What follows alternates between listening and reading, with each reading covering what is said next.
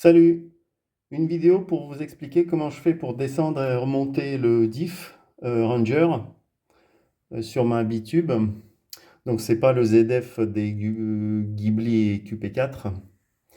Alors il y a deux façons de le faire. La première façon officielle, je crois, consiste à descendre le diff avec sa rallonge en alu et le berceau, en fait cette traverse, tout ensemble. C'est hyper chiant parce que il faut démonter tous les trains, c'est super lourd. Et en plus, donc là, dans les vis qui vissent la traverse au châssis, souvent le filetage est rouillé. Donc il y a des voitures où vous n'arriverez pas à le dévisser. Et l'autre méthode, elle consiste à démonter, à dévisser entre le diff et la rallonge, donc ne pas toucher au berceau, et puis juste descendre le diff. Et moi, c'est la méthode que j'utilise, et je vais vous montrer que c'est pas si compliqué. Donc j'ai enlevé l'échappement et la roue de secours. Alors d'abord, on dévisse les cardans de ce côté. Il n'y a même pas besoin de faire tourner les roues pour dévisser toutes les vis, hein. Elles sont toutes accessibles. Alors ensuite, il faut dévisser les 4 vis qui tiennent le diff sur la rallonge. Donc les vis d'au-dessus, on arrive à les atteindre avec une rallonge comme ça. Et on les dévisse par le haut. Voilà. Et les vis d'en bas avec une clé de 19 normale.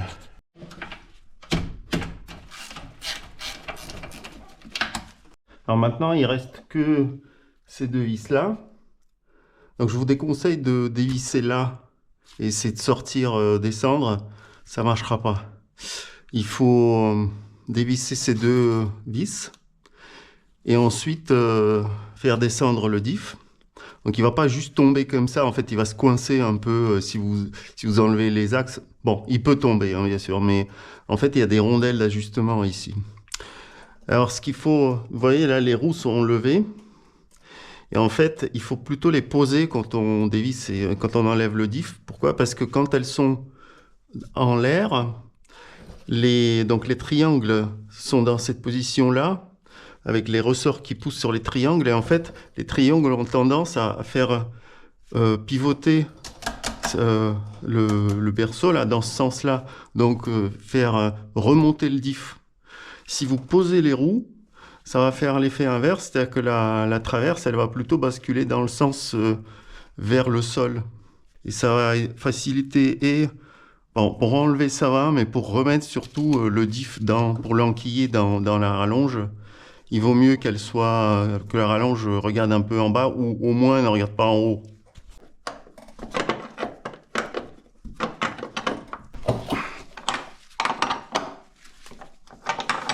Voilà, donc là, c'est tout dévissé, mais il tient.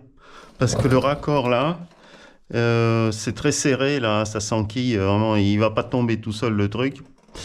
Donc maintenant, il faut que je soulève un peu le diff pour soulager là et pour enlever les vis. J'ai aussi oublié d'enlever ce cache. On peut ne pas l'enlever, mais c'est toujours bien de l'enlever parce qu'en fait, il y a plein de merde qui s'accumule dedans. Et avec l'huile qui s'accumule aussi un peu dedans, ça fait vraiment un gros bac à sable. Et donc là, dans cette partie, pour faire descendre le diff, la plus grosse galère, enfin galère, il faut trouver des cales.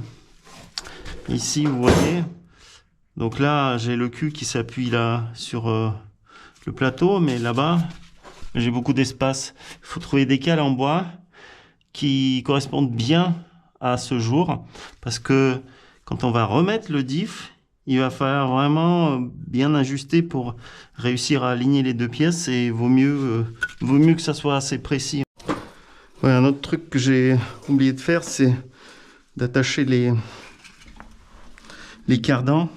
J'aime pas trop les faire pendouiller sur leur propre poids parce que ça m'est arrivé que ça se coince, que ça se déboîte là-dedans. Donc je préfère les attacher comme on a ses oreilles là pas loin.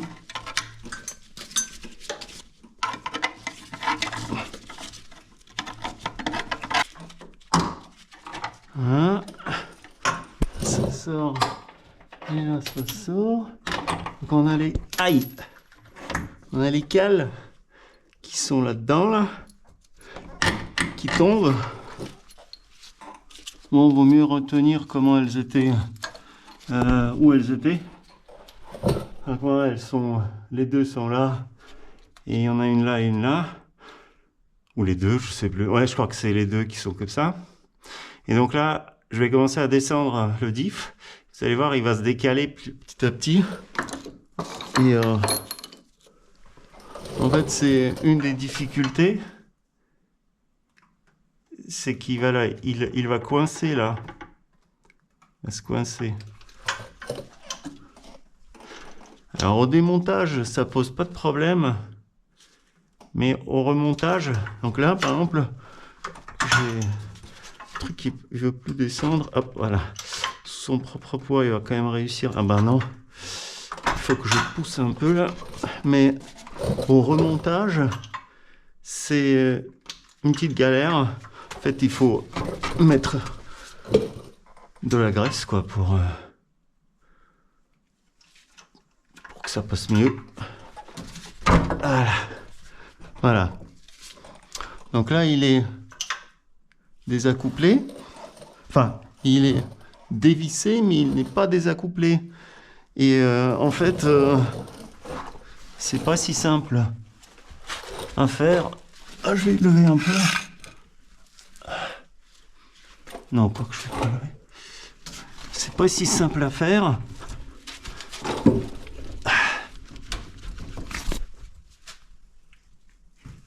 Alors comme moi je l'ai sorti il n'y a pas si longtemps, il va quand même, je pense, sortir. Mais assez facilement. Mais sur les voitures qui n'ont pas été démontées depuis longtemps, ça peut être vraiment galère. Non, je crois qu'il va falloir que je monte un peu plus pour me donner de la... Ah si. Voilà.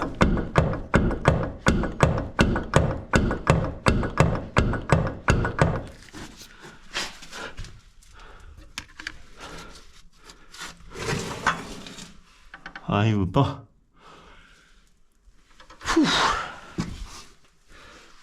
Bon, je vais lever la voiture.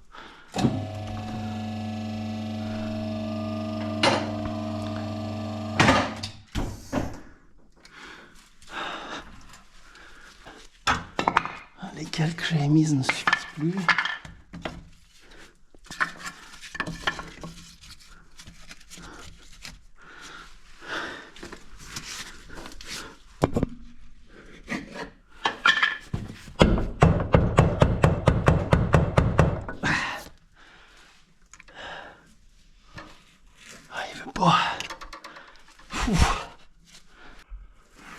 Bon, je vais y aller avec un tournevis là-dedans.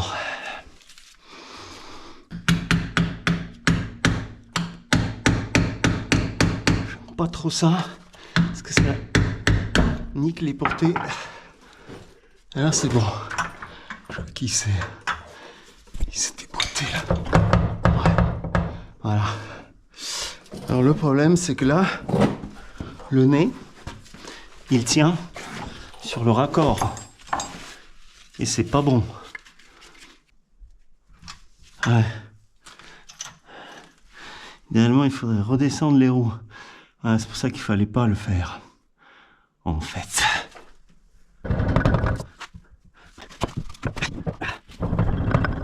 C'est qui m'empêche de sortir.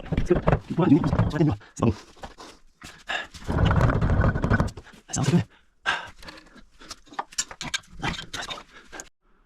Ça y est, je l'ai sorti. Je voulais en fait vérifier si mon truc là que j'ai fait, si ce serait pas desserré ou quelque chose, parce que je trouvais qu'il y avait pas mal de jeux.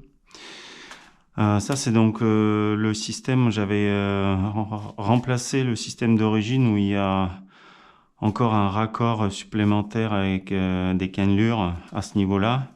Et moi je transforme ça en une jonction normale. Et ensuite là, il y a donc l'axe qui est dedans, qui rentre. Et c'est en sortant en fait le diff pas droit en fait, ce truc-là, il va peser sur l'axe. Et le problème, c'est que le roulement de l'axe, il est tout au bout de l'autre côté de cette pièce. Donc, en fait, ça explose le roulement à la longue. Donc là, je vois que j'ai aucun problème là. Par contre, je me suis rendu compte que j'ai pas mal de jeux en sortie du diff. Et ça, ce sont en fait des jeux dans les cannelures, je pense, tout simplement. Parce que ça sent vraiment juste là à l'entrée. Je pense qu'il n'y a aucune pièce à l'intérieur du diff qui bouge.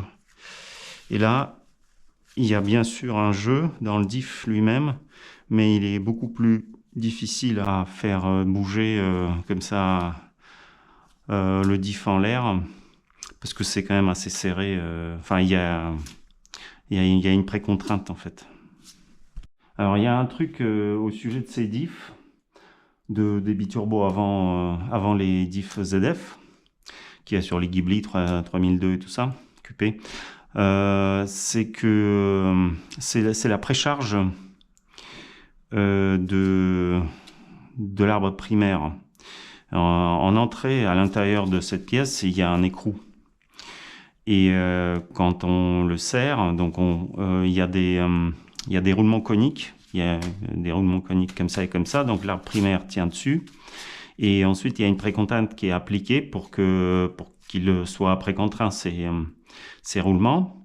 Et il y a une pièce élastique à l'intérieur. En fait, c'est un tube un peu bombé qui sert de ressort. En fait, c'est important parce que s'il n'y a pas de précontrainte sous l'effort, l'axe va se mettre de travers et en fait, il va tout exploser. Surtout, il va changer le jeu entre lui et le secondaire, enfin le diff lui-même, et donc ça va grignoter. Enfin bon, il faut que ça reste. Bon, c'est un problème tout à fait standard. Enfin, je veux dire, c'est une conception tout à fait standard d'un différentiel. Et en fait, normalement, d'après la doc, il faut précontraindre cet axe assez fortement. Mais de ce que je vois, ce que les gens mettent sur Internet et ce que les gens disent, en fait, souvent, ils font une précontrainte très petite ici. Moi, par exemple, j'ai du mal à tourner là et je ne l'ai pas précontraint. D'après la doc, j'ai mis moins. Je ne me rappelle plus combien. Mais donc ça se mesure en fait avec une clé dynamométrique spéciale qu'on fait tourner. En fait, c'est pour mesurer la résistance pendant que ça tourne. Et en fait, ça survit, mais c'est pas bon de ne pas précontraindre suffisamment cet axe parce que si vous utilisez vraiment, enfin si vous accélérez, si vous avez beaucoup de couples. En fait, ça explose à la fin le diff. Donc là, je vais réinstaller le diff. Et pour ça, je vais pas refaire la même erreur que tout à l'heure. Donc, je vais plus laisser les roues pendouiller.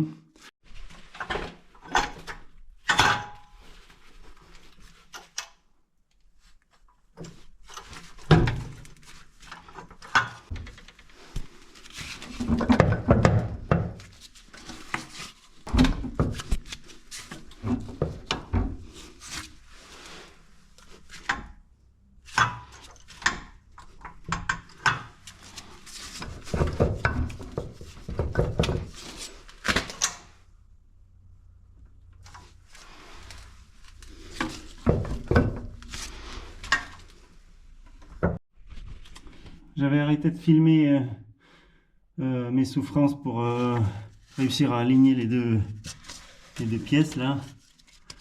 Mais au final, en fait, ça s'est passé tout seul. D'un coup, paf, le truc qui s'est engagé dedans et puis c'était bon quoi. Donc en fait, le plus difficile, c'est d'orienter, d'aligner l'axe du diff avec l'axe de la rallonge en alu. Et après, ça s'enquille facilement. Alors j'ai remis les vis qui sont entre le diff et la rallonge, les quatre, pour être sûr que ça va bien s'orienter, puisque le raccord est rond, donc ça pourrait s'orienter n'importe comment. Donc on bascule, on fait pivoter un petit peu le diff pour bien aligner les trous. Donc vaut mieux mettre les quatre vis avant de tout serrer. Et ensuite, on utilise une ou deux vis pour bien les engager, les deux pièces entre elles, parce que c'est très serré en montage. Et maintenant, le problème qui reste, c'est ça, en fait, c'est que vous voyez, quand là, le truc, il est plus ou moins bien aligné, mais en fait, ça dépasse un peu. Donc, il faut un peu forcer, mais rien de grave, il faut juste mettre un peu de gras. Voilà. Et puis, il faut commencer à monter. Et voilà. Et forcer un petit peu le truc.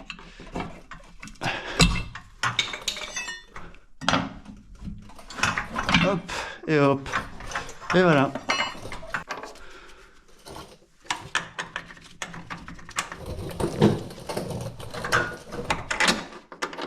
Et là, donc j'ai deux rondelles, ouais, de chaque côté. De chaque côté, j'ai deux rondelles en fait vers l'arrière, mais c'est pas toujours comme ça sur toutes les voitures, ça dépend de l'alignement parce que bah, les caisses n'étaient pas très droites hein, à l'époque. Elles étaient toutes différentes, mais il y a deux rondelles comme ça à installer. Alors là, c'est assez lâche, donc j'arrive à les mettre facilement, les rondelles. Par contre, dans la 430, par exemple, c'était la galère, parce que ça rentrait un peu de travers. Enfin, cette chose n'était pas bien positionnée entre les oreilles, et c'était plus dur. Donc bah, là, ça rentre tout seul. Et voilà, et c'est tout, globalement. Après, ben, faut juste revisser les cardans, et remettre tout le merdier autour, hein, l'échappement.